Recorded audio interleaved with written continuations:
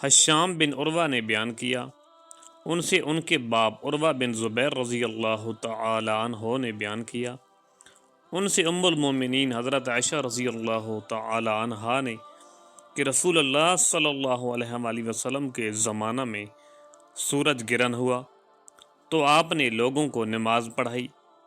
پہلے آپ کھڑے ہوئے تو بڑی دیر تک کھڑے رہے، قیام کے بعد رکوع کیا اور رکوع میں بہت دیر تک رہے، پھر رکوع سے اٹھنے کے بعد دیر تک دوبارہ کھڑے رہے، لیکن آپ کے پہلے قیام سے کچھ کم۔ پھر رکوع کیا تو بڑی دیر تک رکوع میں رہے، لیکن پہلے سے مختصر۔ پھر سجدہ میں گئے اور دیر تک سجدہ کی حالت میں رہے۔ دوسری رکعت میں بھی آپ صلی اللہ علیہ وآلہ وسلم نے اسی طرح کیا۔ جب آپ صلی اللہ علیہ وآلہ وسلم فارغ ہوئے تو گرہن کھل چکا تھا۔ اس کے بعد آپ صلی اللہ علیہ وآلہ وسلم نے خطبہ دیا۔ اللہ تعالیٰ کی حمد و ثنا کے بعد فرمایا کہ سورج اور چاند دونوں اللہ کی نشانیاں ہیں اور کسی کی موت و حیات سے ان میں گرہن نہیں لگتا۔ جب تم گرہن لگا ہوا دیکھو تو اللہ سے دعا کرو، تکبیر کہو اور نماز پڑھو اور صدقہ کرو۔ پھر آپ نے فرمایا، اے محمد صلی اللہ علیہ وآلہ وسلم کی امت کے لوگوں، دیکھو اس بات پر اللہ تعالیٰ سے زیادہ غیرت اور کسی کو نہیں آتی کہ اس کا کوئی بندہ یا بندی زنا کرے۔ اے امت محمد صلی اللہ علیہ وآلہ وسلم، واللہ جو کچھ میں جانتا ہوں اگر تمہیں بھی معلوم ہو جائے تو تم ہنستے کم اور روتے زیادہ۔ صحیح بخاری حدیث نمبر 1044۔ یحییٰ بن ابی کثیر نے بیان کیا، انہوں نے کہا کہ مجھے ابو سلمہ بن عبد الرحمن بن عوف زہری نے خبر دی، ان سے عبداللہ بن عمر رضی اللہ تعالی عنہ نے بیان کیا کہ جب رسول اللہ صلی اللہ علیہ وآلہ وسلم کے زمانہ میں سورج گرہن لگا تو یہ اعلان کیا گیا کہ نماز ہونے والی ہے۔ صحیح بخاری حدیث نمبر 1045۔ یحییٰ بن بکیر نے بیان کیا، انہوں نے کہا کہ مجھ سے لیث بن سعد نے بیان کیا، ان سے عقیل نے بیان کیا، ان سے ابن شہاب نے دوسری سند، اور مجھ سے احمد بن صالح نے بیان کیا کہ ہم سے انبشہ بن خالد نے بیان کیا، کہا کہ ہم سے یونس بن یزید نے بیان کیا، ان سے ابن شہاب نے، انہوں نے کہا کہ مجھ سے عروہ نے نبی کریم صلی اللہ علیہ وآلہ وسلم کی زوجہ مطہرہ حضرت عائشہ صدیقہ رضی اللہ تعالی عنہا سے بیان کیا کہ نبی کریم صلی اللہ علیہ وآلہ وسلم کی زندگی میں سورج گرہن لگا، اسی وقت آپ صلی اللہ علیہ وآلہ وسلم مسجد میں تشریف لے گئے۔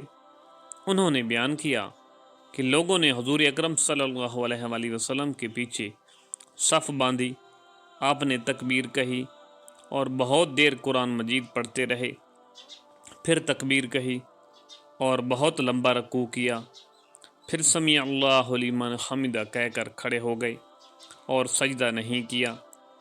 رکوع سے اٹھنے کے بعد پھر بہت دیر تک قرآن مجید پڑھتے رہے، لیکن پہلی قرأت سے کم، پھر تکبیر کے ساتھ رکوع میں چلے گئے اور دیر تک رکوع میں رہے۔ یہ رکوع بھی پہلے رکوع سے کم تھا۔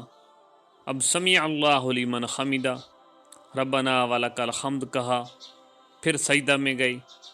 آپ نے دوسری رکعت میں بھی اسی طرح کیا۔ ان دونوں رکعتوں میں پورے 4 رکوع اور 4 سجدے کیے۔ نماز سے فارغ ہونے سے پہلے ہی سورج صاف ہو چکا تھا۔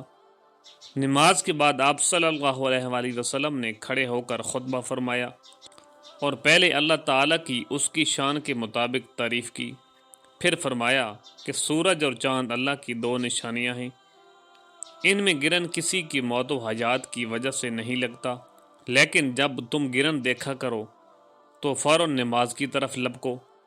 زہری نے کہا کہ کثیر بن عباس اپنے بھائی عبداللہ بن عباس سے روایت کرتے تھے، وہ سورج گرہن کا قصہ اس طرح بیان کرتے تھے جیسے عروہ نے حضرت عائشہ صدیقہ رضی اللہ تعالی عنہا سے نقل کیا۔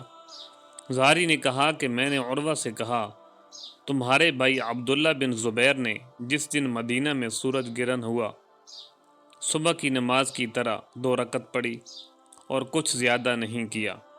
انہوں نے کہا ہاں، مگر وہ سنت کے طریق سے چوک گئے۔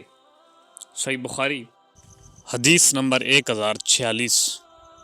ابن شہاب نے بیان کیا، انہوں نے کہا کہ مجھے عروہ بن زبیر نے خبر دی اور انہیں نبی کریم صلی اللہ علیہ وآلہ وسلم کی زوجہ مطہرہ حضرت عائشہ صدیقہ رضی اللہ تعالی عنہا نے خبر دی کہ جس دن سورج خسوف گرن لگا تو نبی کریم صلی اللہ علیہ وآلہ وسلم نے نماز پڑھائی۔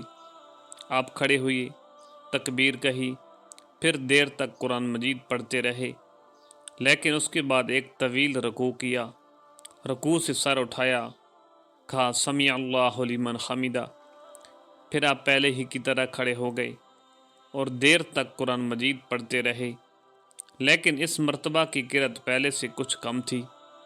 پھر آپ سجدہ میں گئے اور بہت دیر تک سجدہ میں رہے، پھر دوسری رکعت میں بھی آپ نے اسی طرح کیا۔ پھر جب آپ نے سلام پھیرا تو سورج صاف ہو چکا تھا۔